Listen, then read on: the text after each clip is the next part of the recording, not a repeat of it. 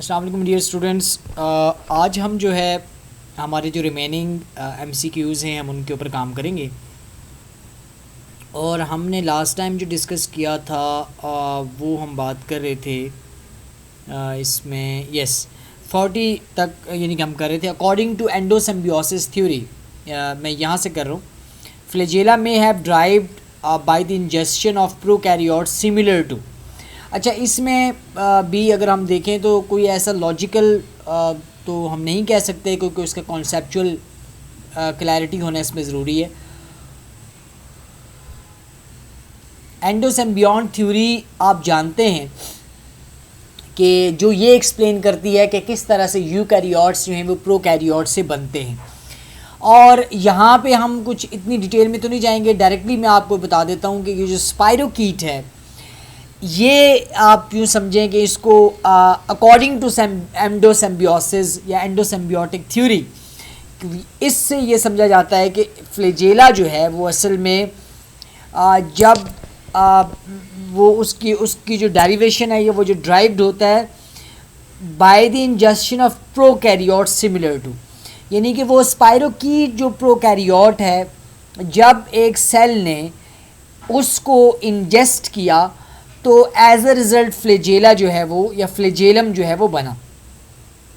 तो ये जो एंडोसिम्बियोटिक थ्योरी है असल में ये इसको एक्सप्लेन करती है, तो इसके मुताबिक स्पाइरोकीट है। नेक्स्ट जो MCQs नंबर 41, तो इसमें है जी कि इंसुलिन कन्वर्ट्स ग्लूकोज इनटू। और मैं आपको ये बता दूं कि इंसुलिन जो है, नॉर्मली तो आप अपनी किताबों में या बुक्स में नॉर्मली ये भी पढ़ते हैं कि इंसुलिन का असल काम ये है कि वो ग्लूकोज को कन्वर्ट करता है ग्लाइकोजन की शक्ल में, जो कि स्टोरेज फॉर्म है। लेकिन यहाँ पे इस MCQs में अगर आपने देखना है तो इंसुलिन का जो काम है वो ये भी है कि वो इंसुलिन जो है वो ग्लूकोज को उसको फैट्स में कन्वर्ट करती है, और इस फैट में कन्वर्जन असल में स्टोरेज फॉर्म है जो कि लिपिड है। ज़ाहिर है फैट एक लिपिड है, तो यहाँ पे फैट तो डायरेक्टली नहीं दिया हुआ लेकिन लिपिड्स दिया हुआ, तो जो कि एक जनरल टर्म है, तो इसलिए insulin converts glucose into lipids. तो हम इसके लिए जो है वो इसको कंसिडर करेंगे। इसी तरह आपके पास है जी 70% जो कार्बन डाइऑक्साइड जो ब्लड में मौजूद होती है, याद रखें वो हमेशा बाइकार्बोनेट्स की शक्ल में होती है। तो ये जो आपके MCQs 42 है, इसमें जो ऑप्शन बी है हमारे पास बाइकार्बोनेट, ये जो है वो इसका करेक्ट ऑप्शन है जी। इसी तरह 43 पे आ जाएं तो range of normal total lung capacity in humans is. तो जितने भी आप डिफरेंट लिटरेचर में देखेंगे तो वो आपको जो मैक्सिमम कैपेसिटी या टोटल कैपेसिटी जो आपको रेंज बताएगा ह्यूमन में कि वो ऑक्सीजन को या वो एयर को जो है वो ट्रैप कर सकते हैं, तो वो 5 to 6 लीटर्स है जी। ठीक है जी, 5 to 6 लीटर्स। इसी तरह आप आगे जाएं तो respiration in Pseudomonas bacteria is. अच्छा, इसमें भी आप ज़्यादा डिटेल में नहीं जाएंगे, इतना याद रखें सीडोमोनास जो है वो एरोबिक बैक्टीरिया है। ठीक है, तो अब ज़ाहिर अगर ये एरोबिक बैक्टीरिया है तो अल्टीमेटली इसकी में जो रिस्पायरेशन है वो भी क्या होगी, एरोबिक होगी। तो इसलिए हम इसका ऑप्शन ए जो है वो इसको हम कंसीडर करेंगे, वो करेक्ट ऑप्शन है। राइट जी, तो ये हमारे पास जो है हमने about yes we have lot time, तो हमारे पास काफ़ी जो है इसको हमने यानी कि 44 आपने कर लिए हैं, तो 45 पे जाते हैं जी।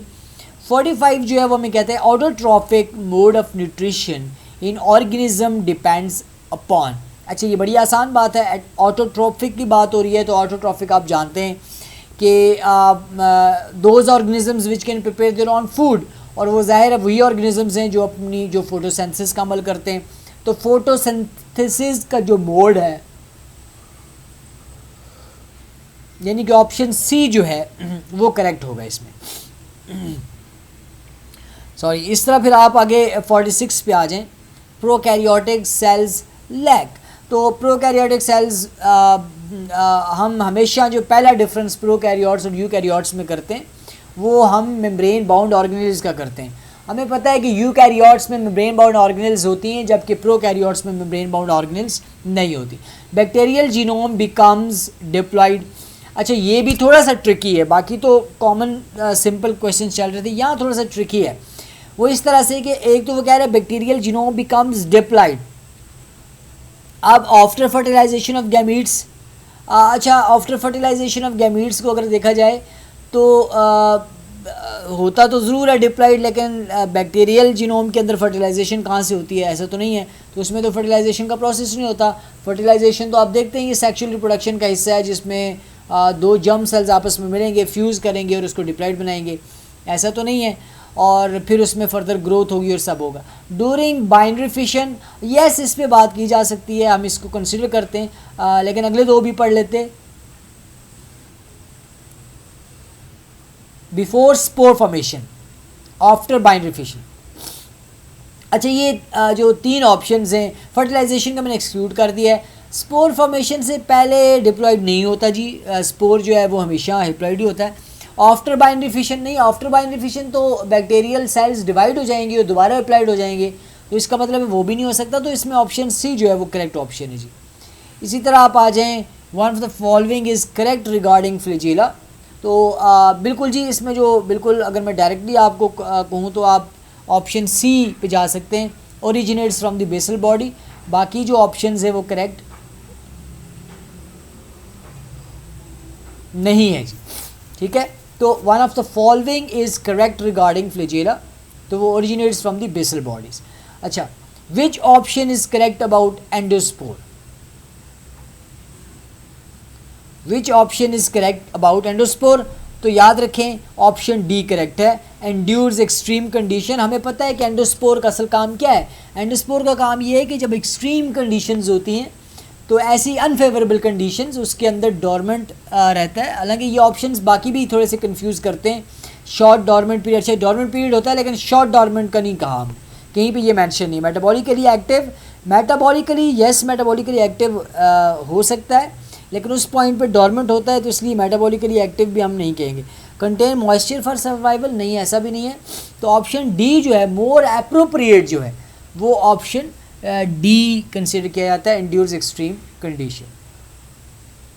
Bacteria divide at exponential rate during which growth phase? तो आपने पढ़े हैं 4 फेजेस पढ़े हुए, तो उसमें लॉग फेज जो है, चूँकि लैग में तो आप देखें वो तो उसमें नहीं ग्रो कर रहा होता, यानी कि वो आप आलमोस्ट यूँ समझेंगे वो नंबर जो है वो डेथ और आप कह लें कि वो उसमें ज़्यादा हो रहा होता है। स्टेशनरी में डेथ एंड बर्थ जो है दोनों इक्वल जा रही होती है, डिक्लाइन तो आपको यहाँ से नज़र आ रहा है।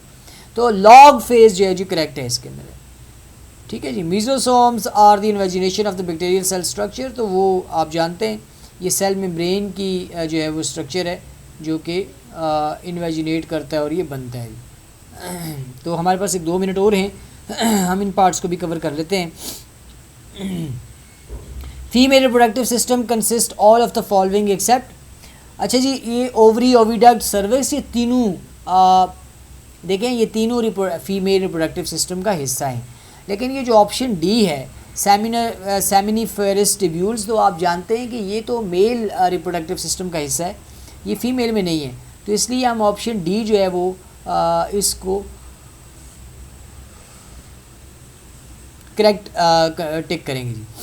उसके बाद आप आ जाएँ, which one of the following hormone is responsible for the labour pain in human female the time of the birth of baby? तो इसके लिए ऑक्सीटोसिन है जी, ऑप्शन सी इज़ करेक्ट है। ऑक्सीटोसिन जो है वो लेबर पेन में इसका रोल होता है, चूँकि ये स्मूथ मसल्स की कॉन्ट्रैक्शन रिलैक्सेशन में रोल प्ले करता है।